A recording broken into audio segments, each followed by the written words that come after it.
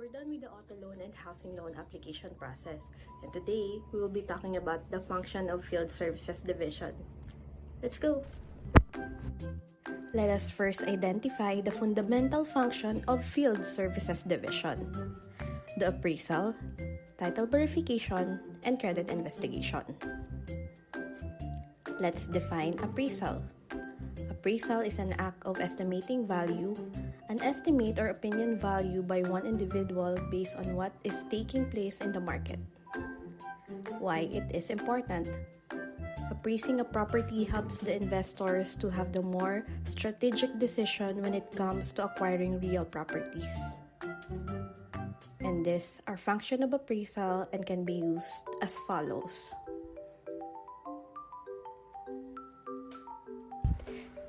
Appraisal process consists of the following: check the completeness of the appraisal requirements, establish the type of property and purpose of the appraisal, review land and improvement details, do preliminary data gathering, identify the exact location of the property, inspect the property, evaluate the neighborhood, gather field market data, analyze and evaluate the values, and report writing.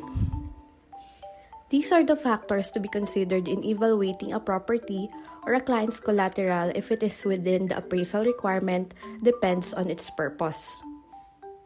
And here are the list of requirements in requesting for a real estate appraisal. There are several purposes of appraisal.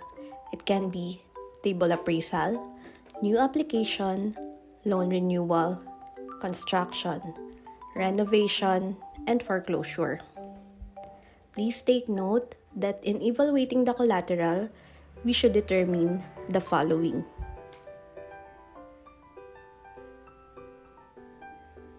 This will serve as the key element of the value of buildings as comparable method in appraising properties. Next step will be the title verification. It is the process of examining and verifying certificate of registry title with the Registry of Deeds. It is used to establish the authenticity and ownership of the title.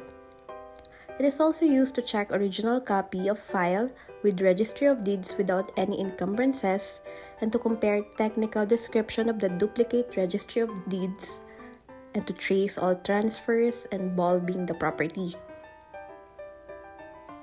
What is Registry of Deed?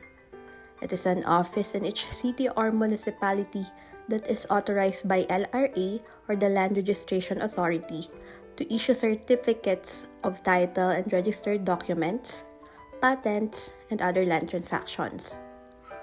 While Land Registration Authority is the agency mandated by the Philippine law with the task of preserving the integrity of land registration process.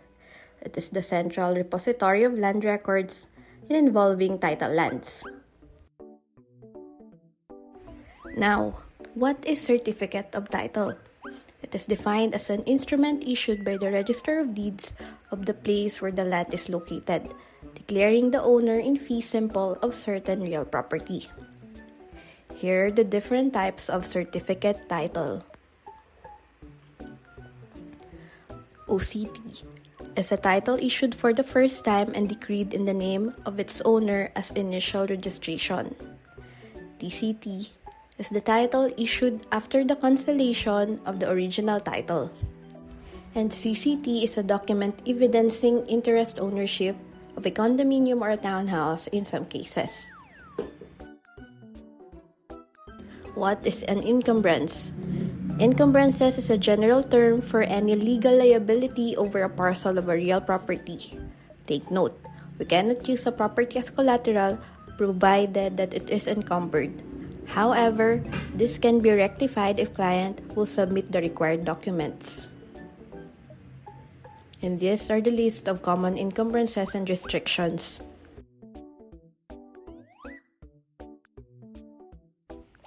The last part is the credit investigation. Credit investigation is a procedure undertaken by a financial institution to vet a potential client's ability to pay back a loan. Credit investigation is answerable by who, what, when, and why. Who Who is credit investigation? Field services perspective is gathering the data that cannot be obtained by the in-house credit analyst. Best example is PDRN or the Personal Data Residence Neighborhood Verification. It is usually conducted for the new to bank clients.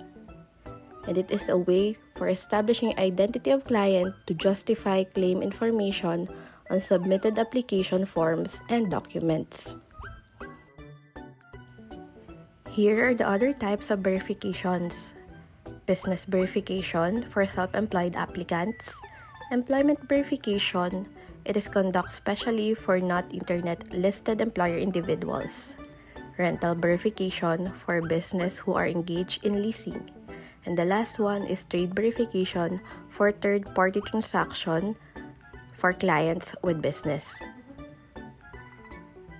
When to conduct credit investigation? We conduct field credit investigation when we need to negate the biases gathered initially by the credit analyst to come up with a more concrete credit decision. Why credit investigation? Purpose of the CI report is useful for the evaluation of clients' creditworthiness, whether transaction is the new loan proposal, renewal, restructuring, or review an outstanding credit line. And here is the turnaround time and report validity. And here's how credit investigation is processed. Starts with sourcing, pre-screening, locating, probing, reporting, reviewing, and lastly, the submission, which is the CI report. Papunta na tayo sa exciting part on my next video. So, see you again guys! Bye!